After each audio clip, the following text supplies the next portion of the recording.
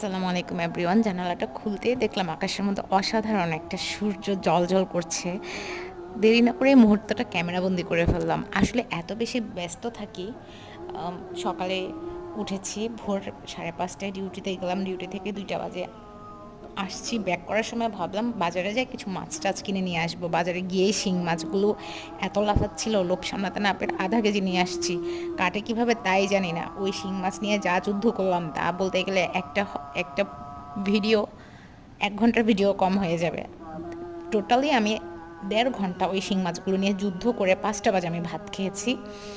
এই হয়তো পুলিশের জীবন, সময় কোন দিক দিয়ে আসে কোন দিক দিয়ে যায় বুঝতেই পারবেন না, কিন্তু পরিশ্রম করতেই হবে। সেটা সমাজের জন্য হোক, নিজের জন্য হোক, সংসারের জন্য হোক, করতেই থাকতে হবে। কিন্তু প্রতিদান হিসেবে কোনো কিছু চাইতেও পারবেন না। আত্মতুষ্টি আত্মতৃপ্তি নিয়েই ভালো থাকতে হবে। আসলে দিন শেষে এটাই হচ্ছে পুলিশের ভালো থাকার